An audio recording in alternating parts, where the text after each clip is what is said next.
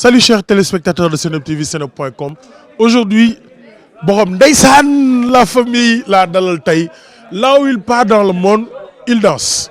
Mais je veux savoir si est-ce qu'il parle bien le wolof. Edgar Barros aujourd'hui est mon invité. Barros, c'est un plaisir d'être avec toi. Pareil, bah écoute, merci beaucoup de me recevoir.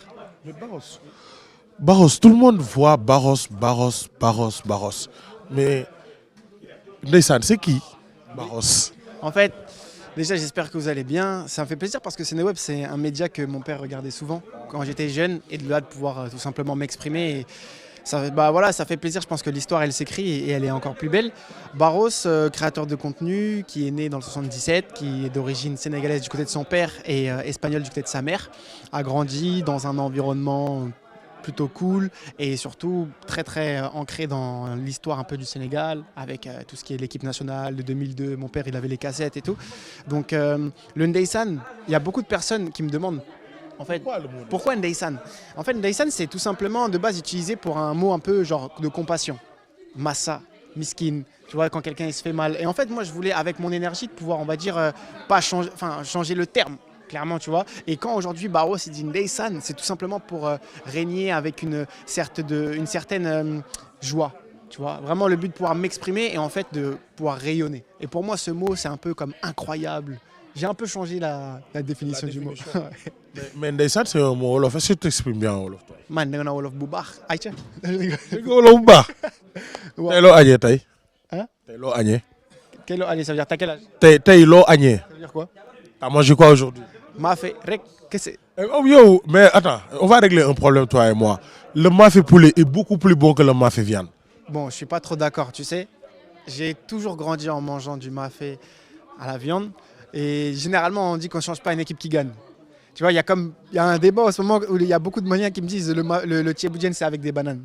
Non, attends. Je ne sais pas avec des bananes. Étant jeune, tu as pratiqué du sport. Exactement. Donc en fait, moi, mon rêve, c'était de pouvoir jouer au foot. Tu vois? Bien sûr, moi, je voulais toujours pouvoir être en équipe nationale, pouvoir être professionnel avant tout, tu vois. Et j'ai joué jusqu'au niveau national en France. Donc c'est 3e division française. Il y a Ligue 1 club? Avranches. Ah bon? Ouais, en national. Ça, beaucoup de personnes ne le savaient pas. Il n'y a pas énormément de personnes qui le savent, mais je pense que c'est ce qui fait aujourd'hui ma petite particularité, tu vois, c'est que j'adore le foot, je suis un passionné depuis petit, mais j'avais aussi envie de pouvoir m'exprimer à travers la création de contenu. Qu'est-ce qui t'a poussé à aller à la création de contenu et qu'est-ce qui t'anime sur ce que tu fais? Comme je vous avais dit, du coup, il y avait 2 ans et demi, je jouais au foot. Et en fait, une fois que j'ai vu que j'avais un petit peu touché mon rêve de pouvoir devenir footballeur, de pouvoir gagner sa vie grâce au foot, je me suis dit, en fait, le football pour moi, c'était un peu comme une prison dorée. C'est-à-dire que tu gagnes de l'argent, tu as une discipline, etc. Tu t'entraînes, ça fait du bien. Mais c'est vrai que tu es loin de ta famille, tu peux pas t'exprimer. En tout cas, moi, je ressentais le besoin de m'exprimer. Et c'est comme ça que j'ai voyagé. Je suis parti 3 semaines au Mali pour rejoindre un ami à moi. Et en fait, les 3 semaines, elles se sont retrouvées en 4 mois. Et je suis resté 4 mois là-bas. Donc après, tout simplement, le football, c'est ma vie. J'ai grandi dans ça. Et le but, c'est de pouvoir aujourd'hui créer des contenus partout dans le monde. J'ai eu la chance de faire 18 pays cette année. Et de pouvoir t'y revoir surtout la diaspora sénégalaise. Parce que c'est quelque chose qui me parle. Et en fait, je dis souvent que Samahol, il est comme ça. Ouais. Tu suis ton instinct. Exactement. Alors, pourquoi moi, ce qui me marque, c'est que tu vis la quasi-totalité à l'étranger. Mais là où tu passes, tu représentes le Sénégal et tu montres la culture sénégalaise. Quel est le lien que tu as avec le Sénégal? Déjà, mon père est sénégalais et il a grandi au Sénégal toute sa vie. Et pour moi, en fait, c'est tout simplement le sang. Enfin, ça coule dans mes veines, tu vois. Et en fait, ce que j'aime bien, c'est que je le force pas. Et aujourd'hui, énormément de personnes dans le monde voient que Barros, il est passionné par ce qu'il fait et qu'il ne force pas. C'est naturel. Tu vois, c'est naturel. Et tu as toujours de bons coups ou bien de bonnes personnes qui amènent un plus-value. Exactement. Et le but, c'est tout simplement de valoriser ce qui se fait déjà au Sénégal et de pouvoir apporter ma touche avec les milliers de personnes, les millions de personnes qui me suivent. Parce que je dis souvent qu'avant toute chose, c'est une aventure humaine. Avant toute chose, c'est une aventure humaine. Tu vois, donc voyager dans plusieurs pays et de pouvoir valoriser ma culture sénégalaise, c'est ce que j'aime le faire de mieux. En parlant de la culture sénégalaise, qu'est-ce que ça représente le Sénégal culturellement et personnellement? Pour moi, Parce c'est... que là où tu passes, tu montres la culture sénégalaise, où tu fais danser le mbalax pour montrer que ça fait partie de la culture du Sénégal. En fait, c'est un défi. Déjà, moi, la culture, elle me transcende. Ça m'a toujours passionné de pouvoir voir comment les enfants de la Teranga étaient en paix, aimaient partager leur bonne humeur, leur joie. Et je pense que c'est ça, avant tout, la Teranga, c'est la paix.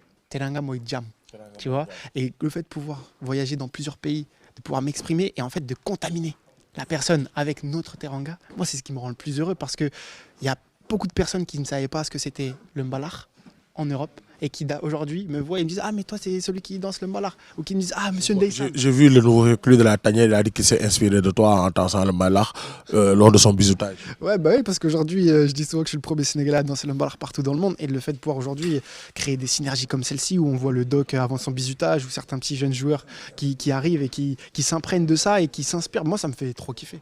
C'est ça qui te pousse à mettre en avant le Sénégal dans tes contenus. C'est ça, le but c'est vraiment, comme je le dis, c'est vraiment avec le cœur et si je pouvais le faire tous les jours, les gens, je les fatigue avec le mbalax, je les fatigue avec ça, mais c'est parce que c'est ce qui me représente le mieux. Et c'est ça le plus important.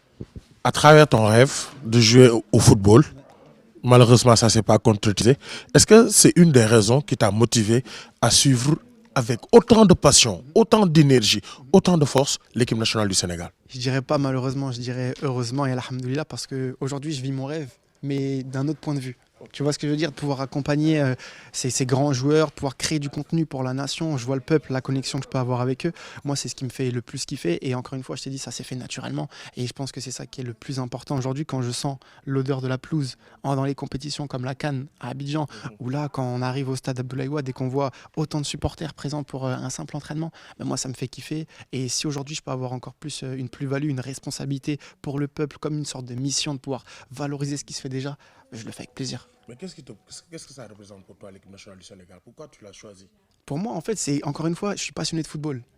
J'ai le sang du Sénégal qui coule dans mes veines et je suis un grand danseur, un bon vivant. Ton père est sénégalais.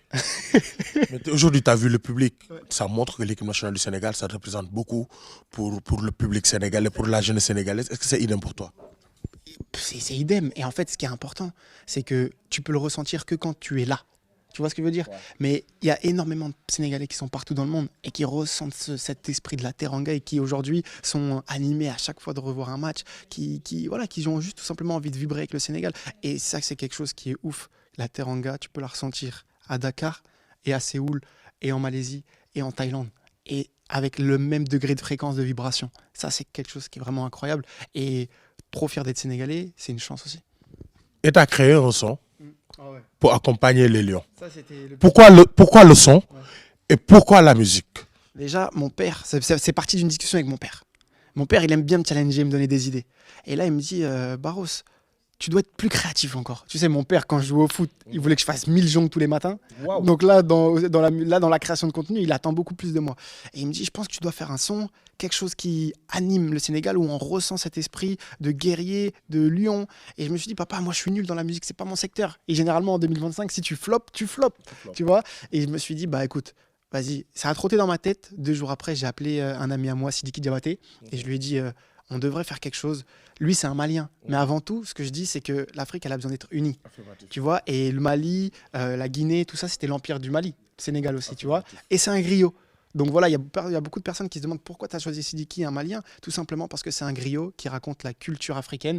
Et aujourd'hui, il vient en aide à Barros, parce que je l'ai challengé. Je lui ai dit, est-ce que tu serais capable de m'aider à réaliser un son? Donc je suis parti piocher des ingrédients un peu partout dans le monde, où j'ai vu la diaspora, pour capter leur énergie, pour venir ici, et on repart au Maroc. Alors, le son, il est en train de faire des ravages. Tu as de bons retours? J'ai des énormes retours. Et en fait, malheureusement, je ne pourrais pas vous dire qui est-ce qui a dansé sur le son.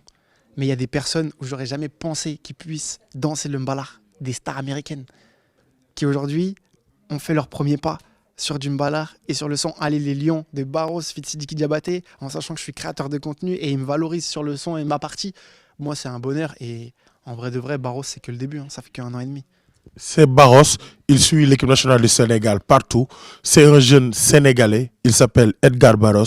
Il fait du bon chose avec le contenu, en mettant en avant le Sénégal. On va danser le son pour terminer. Descend. Rendez-vous à Maroc. Jaajëf. Bon courage.